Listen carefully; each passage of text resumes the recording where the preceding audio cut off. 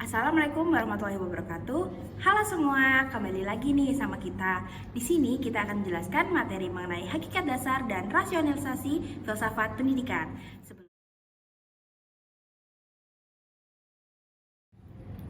Nah teman-teman, sebelum ke inti materi, saya akan menjelaskan peta konsep hakikat dasar dan rasionalisasi filsafat pendidikan. Bab pertama, pendahuluan, berisi abstrak, latar belakang, rumusan masalah, dan tujuan pembelajaran. Bab kedua, pembahasan, berisi pengertian filsafat, tujuan filsafat, sifat-sifat filsafat, dan ruang lingkup filsafat. Dan yang terakhir berisi objek dan hubungan antara filsafat pendidikan. Bab ketiga atau penutup berisi simpulan dan saran.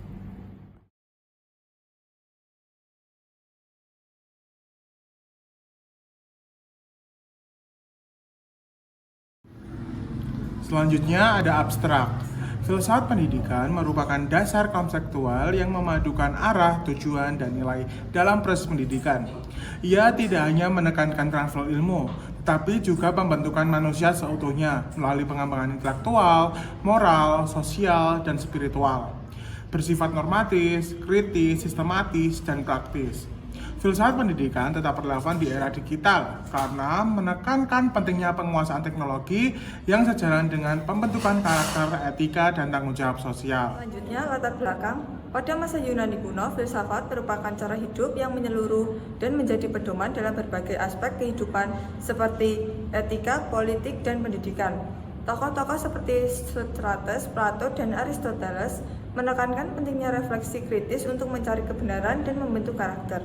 Namun, dengan berkembangnya peradaban dan lahirnya sains modern, pendekatan filsafat spekulatif mulai tergeser oleh pendekatan empiris dan rasional.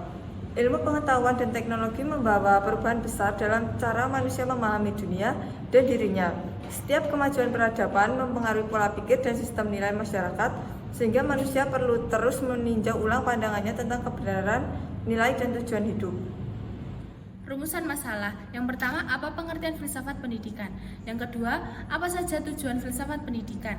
Yang ketiga, apa saja sifat filsafat pendidikan? Yang keempat, apa saja ruang lingkup filsafat pendidikan? Yang kelima, bagaimana hubungan antara filsafat dan pendidikan?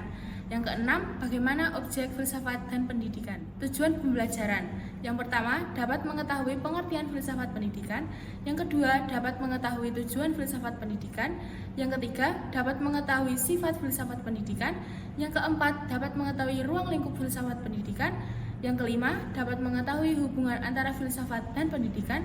Dan yang terakhir adalah dapat mengetahui objek filsafat dan pendidikan.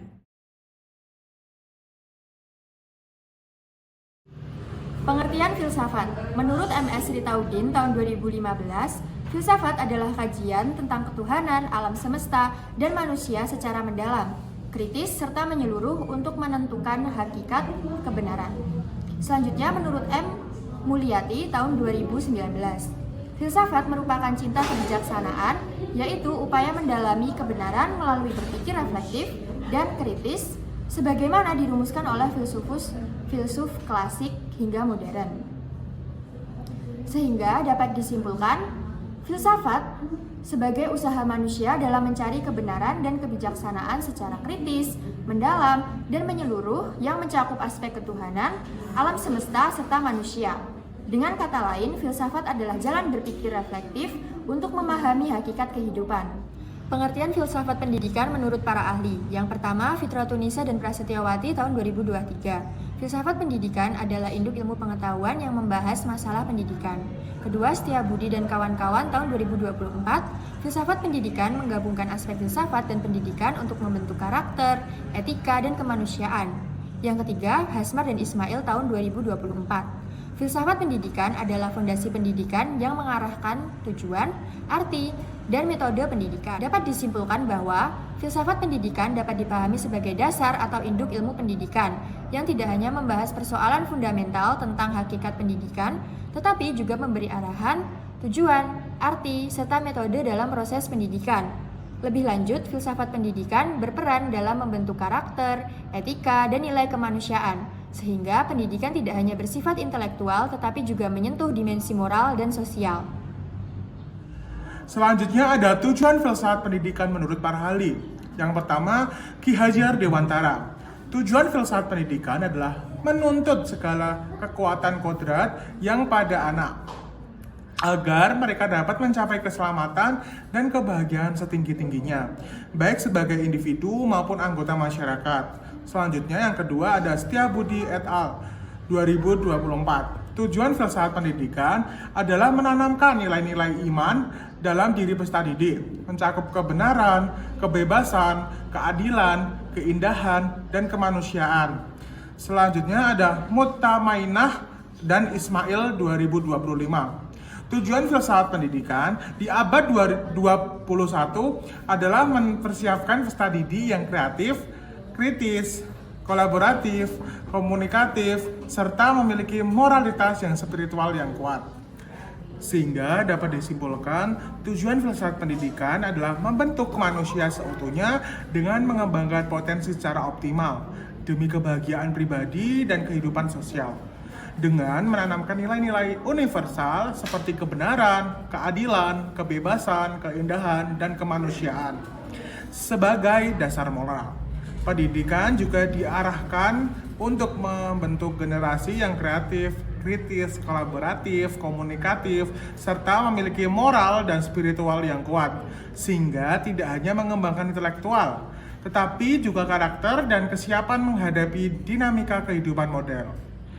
Selanjutnya, sifat-sifat filsafat pendidikan. Yang satu, normatif atau preskriptif, yaitu memberi panduan tentang bagaimana seharusnya pendidikan.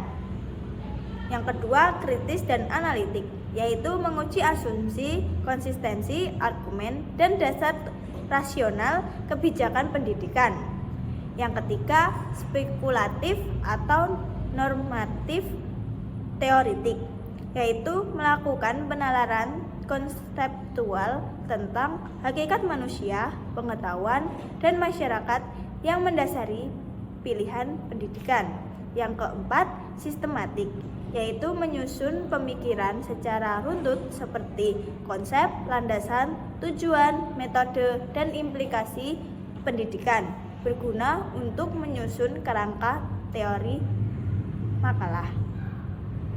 Yang keenam, praktis dan aplikatif, yaitu walau bersifat teoritis, filsafat pendidikan menuntun praktik, kurikulum, metode pembelajaran, penilaian, dan kebijakan sekolah.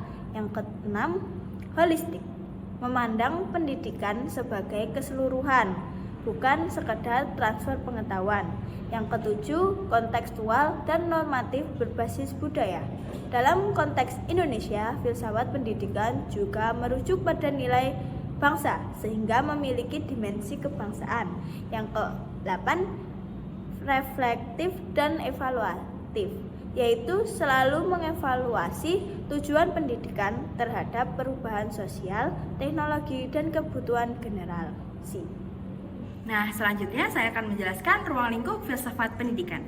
Yang pertama ada hakikat pendidikan atau ontologi pendidikan. Kajian ini membahas tentang esensi atau hakikat pendidikan. Yang kedua ada sumber dan proses pengetahuan dalam pendidikan atau epistemologi pendidikan. Epistemologi dalam filsafat pendidikan membahas bagaimana manusia memperoleh dan mengembangkan pengetahuan. Yang ketiga ada nilai-nilai dalam pendidikan atau aksiologi pendidikan.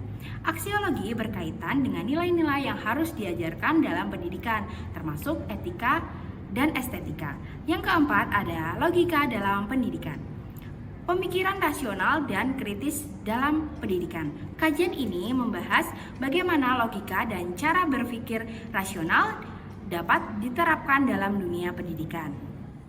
Ruang lingkup filsafat pendidikan yang kelima adalah aliran-aliran filsafat pendidikan yang mempelajari pengaruh berbagai aliran seperti idealisme, realisme, pragmatisme, dan eksistensialisme terhadap pendidikan. Dan yang keenam ada implikasi dalam kebijakan dan sistem pendidikan.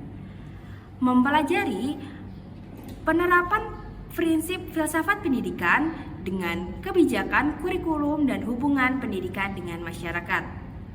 Secara keseluruhan, ruang lingkup ini menunjukkan bahwa filsafat pendidikan tidak hanya teoritis, tetapi juga aplikatif dalam mengatasi permasalahan kehidupan melalui pendekatan yang menyeluruh. Selanjutnya, objek filsafat dan pendidikan. Yang pertama, objek filsafat. Objek filsafat mencakup segala sesuatu yang ada dan mungkin ada, termasuk hakikat manusia, alam, pengetahuan, nilai, dan kehidupan. Dalam pendidikan, filsafat membantu menjawab pertanyaan dasar tentang tujuan, nilai, dan hakikat peserta didik. Objek pendidikan. Objek pendidikan adalah manusia yang sedang berkembang menuju kedewasaan secara intelektual, moral, dan sosial. Pendidikan merupakan usaha sadar untuk membimbing dan mengembangkan potensi peserta didik agar mencapai kehidupan yang lebih baik. Sehingga dapat disimpulkan, objek filsafat bersifat luas dan universal, sedangkan objek pendidikan lebih khusus. Keduanya saling berkaitan karena pendidikan membutuhkan filsafat sebagai landasan dalam memahami arah dan hakikat perkembangan manusia. Selanjutnya, hubungan filsafat dan pendidikan. Yang pertama, filsafat sebagai landasan pendidikan. Filsafat menjadi dasar dalam merumuskan tujuan, isi, dan metode pendidikan sesuai dengan pandangan tentang manusia dan nilai-nilai seperti idealisme yang menekankan akal, budi, dan moral. Yang kedua, filsafat sebagai penentu tujuan pendidikan. Filsafat membantu merumuskan tujuan pendidikan yang sesuai dengan hakikat manusia dan nilai-nilai kehidupan, bukan berdasarkan asumsi semata. Yang ketiga, filsafat sebagai kritik terhadap pendidikan. Filsafat menilai apakah praktik pendidikan sudah sejalan dengan nilai-nilai kemanusiaan dan tujuan hidup manusia yang utuh. Dan yang terakhir, nomor 4, pendidikan sebagai alat penerapan filsafat. Pendidikan menjadi sarana penerapan gagasan filosofis dalam bentuk pembelajaran dan kebijakan, seperti humanisme yang menekankan kebebasan dan pengembangan potensi individu. Simpulan, filsafat pendidikan merupakan dasar utama ilmu pendidikan yang berfungsi sebagai pedoman dalam praktik pendidikan dengan membahas hakikat, cara memperoleh pengetahuan, dan nilai-nilai yang harus ditanamkan, bersifat sistematis dan kritis. Filsafat pendidikan membantu membebaskan diri dari kebodohan dan mendorong pemikiran logis. Hubungannya dengan pendidikan sangat erat, di mana filsafat memberikan arah dan tujuan, sementara pendidikan menjadi wadah penerapan gagasan filosofis. Cakupannya meliputi berbagai aspek seperti ontologi, epistemologi, aksiologi, serta pengaruh aliran pemikiran seperti idealisme dan pragmatisme. Tujuan akhir adalah membentuk manusia seutuhnya, berkarakter, beretika, dan bernilai kemanusiaan agar dapat hidup bijaksana dan memberi kontribusi positif bagi masyarakat. Saran yang pertama, untuk mahasiswa perlu memperdalam filsafat pendidikan sebagai dasar berpikir dalam memahami proses pendidikan. Yang kedua, untuk pendidik, gunakan filsafat pendidikan sebagai pedoman dalam merancang pembelajaran yang bermakna dan terarah. Yang ketiga, untuk peneliti atau akademisi, kembangkan kajian filsafat pendidikan agar relevan dengan perkembangan zaman dan kebutuhan masyarakat. Dan yang terakhir, untuk pembaca, terapkan filsafat pendidikan tidak hanya secara teoritis, tetapi juga dalam praktik kehidupan dan pembelajaran.